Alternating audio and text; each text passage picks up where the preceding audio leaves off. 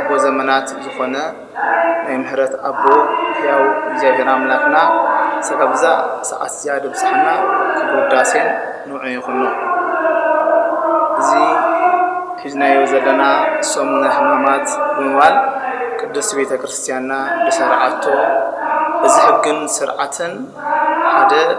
ኣብ ቤተ ክርስቲያንና ዓብይ ትርጉምን መሰረትን ዘለዎ ኣብ ድሕነትና ድማ ዓብይ ዋጋ ዝተኸፍለሉ ቅንያት እዩ መጀመርያ ነቲ ናይ ቃሉ ትርጉም ክርኢ ከለና ማለት እዩ ሓመ ካብ ድብል ናይ ግዕዝ ግስ ድወፀ ኮይኑ ሓመመ ተቐንዘወ ተሳቀየ ድብል ትርጉም ኣለዎ ስለዚ እዚ ቅንያት ዝብሃ ፈሻ ማለት እዩ ናይ ኣምላኽናን መድሃኒትናን ዝኾነ ኢየሱስ ክርስቶስ ሕማሙ ቃንዝኡ መከሩ እንዝክረሉ ቅንያት እዩ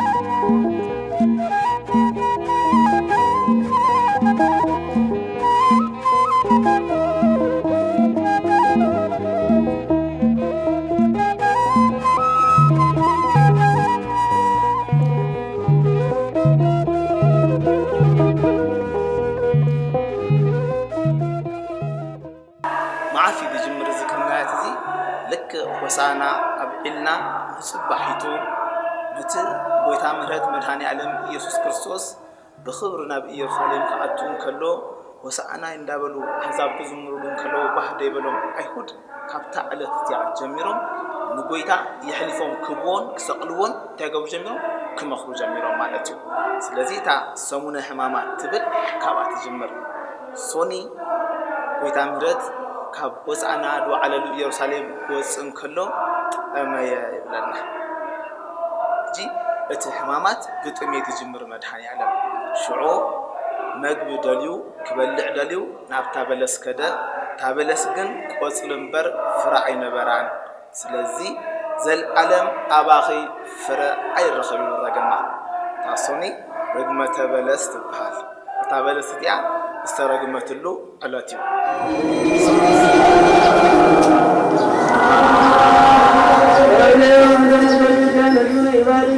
اليوم ويعطنون بها أيمانات ورسل كانت داري وإسرائيل هذا وإنه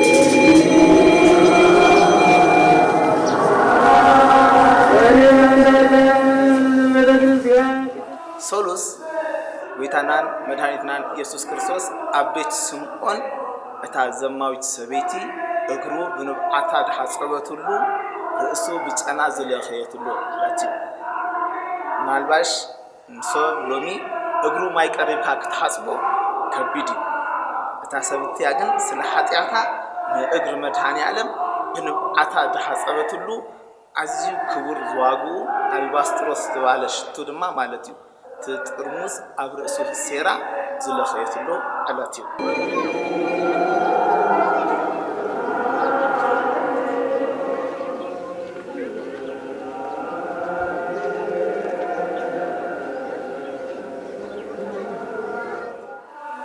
ربوع أيهود ويتانان مدهانيتنان يسوع كريستوس يخسقلو مخرج أزكم علو علاتي لك ربوع بقى كتحزبو سقلو كم زلوا وصاني حلفه حزبو السماخرو علاتي نقدر نتايلو حزب كينعم إنسان أب على يكونيلو حموس سألوت حموس سبحات فلاتنا كمنفلتا إذا على تزيئة قدوس قربان استجمر الله علاتها ويتا مرت مدهاني علم يسوع كريستوس كهن حواريات دما مؤمنان كوينهم بعلو قديسو سجون دمون حواريات ذهبلو علاتو سألوت حموس مسؤول ما أبتع علاتها أما أدخل في لون كلو يحلفوا زهو يهودا بخمي عينة من قد يحلفوا كم دو استزارب له علاتي انتهيلوا كواخاتكم حدا يحلفوا كبنيو حواريات أوشتم أكركراتي أنا دخون تباهيلو لكن لك مسؤول دما يحلفوا دهو يهودا أنا دخون يلو حتى بأسخات بالعند خيلو سلزي يهودا حموس ما عد مساوريات مسبلعة كيدو مس أيهود كهنات تلازيبو ساتون ما تيلمو 30 دينار كنبكاينا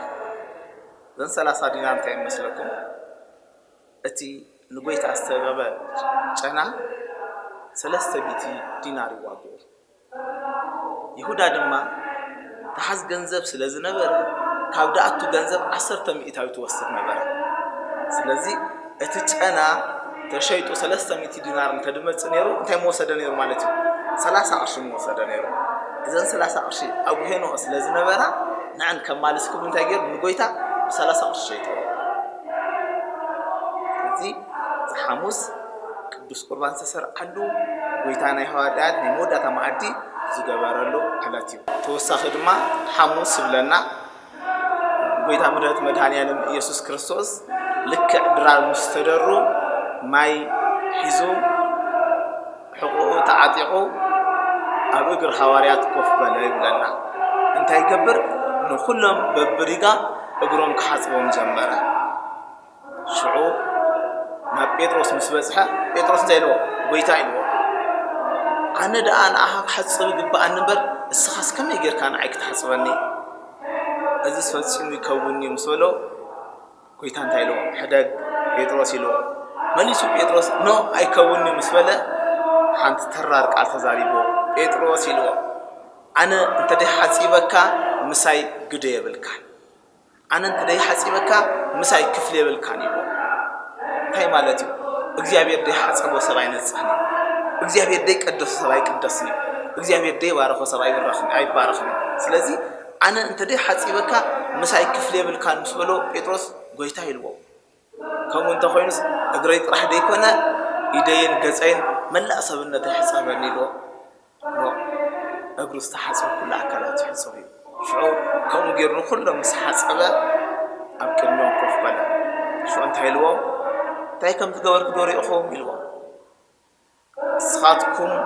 ጎይታን መምህርን ትብሉኒ ብሓቅኹም ጎይታዬ መምህር እየ ነገር ግን ኣነ ጎይታን መምህርን ክነሰይ ኣነ ሰማያዊ ኣምላክ ክነሰይ ድንን ኢለ እግርኹም ካብ ሓፀብኩ ንስኻትኩም ድማ ነቶም ካባኹም ዝነሱ ኣሕዋትኩም ከምኡ ግበሩላ ሕጂ ጌታ ምሕረት እግዚአብሔር ኣምላክና እግዚአብሔር ኢየሱስ ክርስቶስ بقال طرح دايكونا بجبري تحتنا دمه أبوي زي حمص على انتي جبرة كمتي أنا أجركم لحظ أبو نسخاتكم لما قوم ببارو هذا نجار زي أبنات جرابي تكسيان سكاب حتى حمص قدم قدس قربان قدم قدافي مالتيو انتي تجبر بتوم عبيتي أبوتات كهنات جرا أجرها كل حزب كريستيان تحصل ስለምንታይ እግዚአብሔር ደይ ሓፀቦ ስለ ደይ ነጽሕ እግዚአብሔር ደይ ቀደሶ ስለ ዘይ ቅደስ እዚ ነገር እዚ ግን ኣብ ቤተ ክርስቲያን ተሓፂሩ ከተርፍ ይብሉ ኣቦ ኣቤቱ ማለት እዩ ኣብ ታዕለትያ እግሪ ደቁ ሓፂቡ ደቁ ትሕትና ክምህሮም ከናሎ ኣቦይ እኳ ድንን ኢሉ ደሓፀበኒ ኣነ ከንሕዋተይ ተሓፀብኩ ድብል መንፈስ ተንቆሉ ከጥሪኡ ልክ ጎይታ ነቶም ደቁ ንሐዋርያት እግር ከም ደሓፀበ ቤተ ክርስቲያን ድማ ካብቶም ጳጳሳት ጀሚራ ካብቶም ዓበይቶ ካህናት እንታይ ድንን ኢሎም እግር ሓፅቡ ስለዚ እዚ ዓለት እዚኣ ድማ ማለት እዩ ካብታ ቅዱስ ቁርባን ምስራዕ ካልኣይቲ ድማ ጎይታ ትሕትና ዝምሃረና እግሪ ዝሓፀበና ዓለት እያ ለዚ ድማ ልበ ኣምላክ ዘማራይ ዳዊት ብመዝሙር ኣቀዲሙ እንታይ ተዛሪቦ እዩ ሕፀበኒ ካብ በረድ ክፅዕድየ ሕፀበኒ ስለምንታይ እሱ ደሓፀቦ ከም ድነጽህ ስለድፈልጥ ሕፀበኒ እሞ ካብ በረድ ክፅዕድየ ብዝበሎ መሰረት ማለት እዩ ዕለት ሐሙስ ድማ ጎይታ እግር ሐዋርያት ብምሕፃብ ንዓና ኣርያ ዝሓደገሉ ዕለት እዩ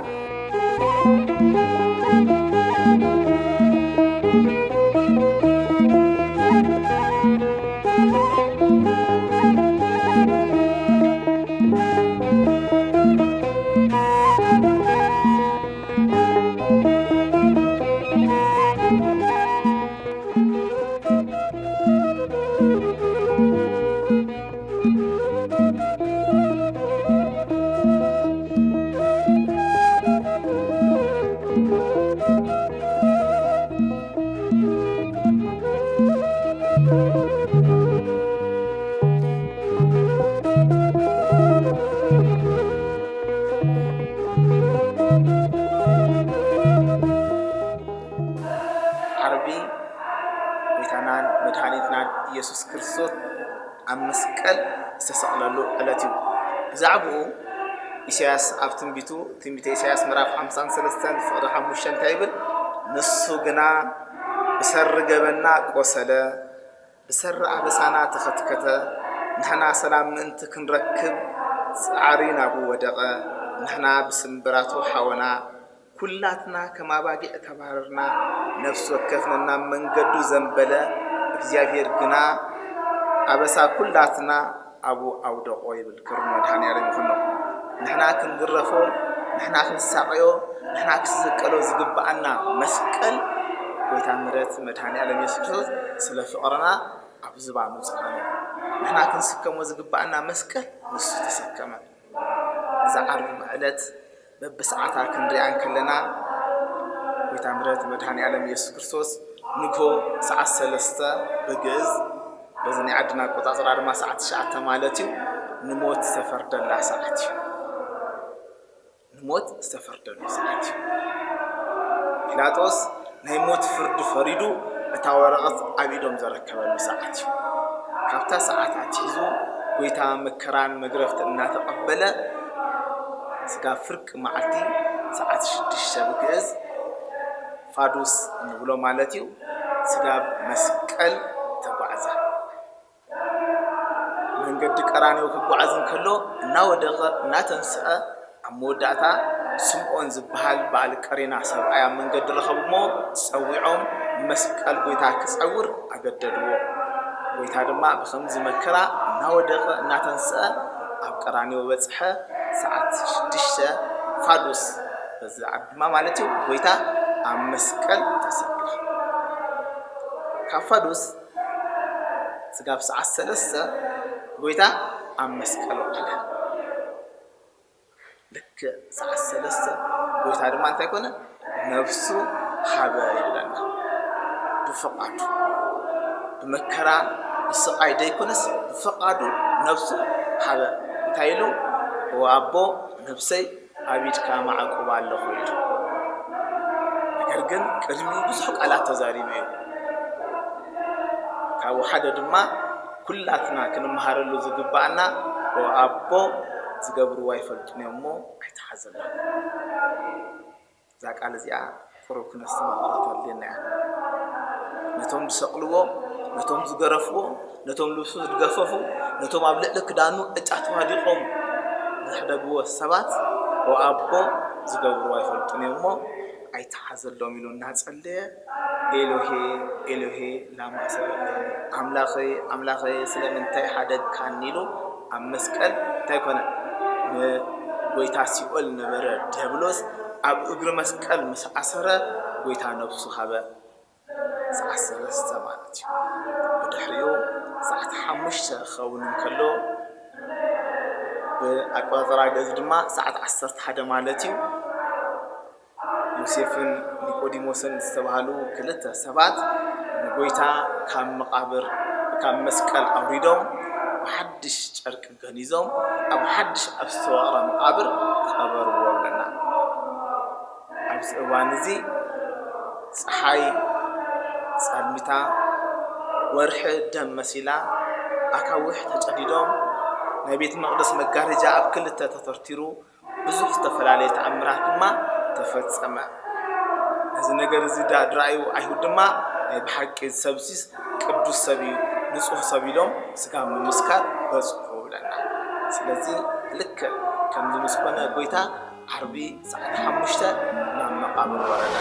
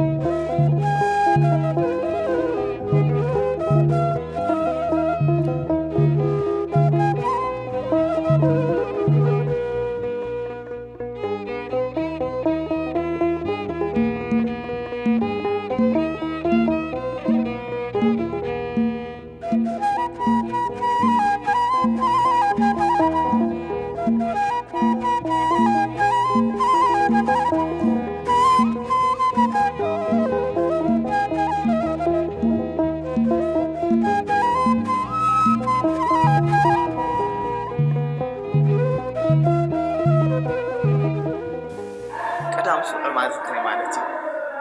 ዝተሳዕረት ቀዳም ብምንታይ ተሳዒራ ብቅድሚ ሕጂ ከም ንፈልጦ ብታሪክ ቤተክርስትያን ቀዳም ኣይትፅወም ቀዳም ሰንበትን ጾም የለን ነገር ግን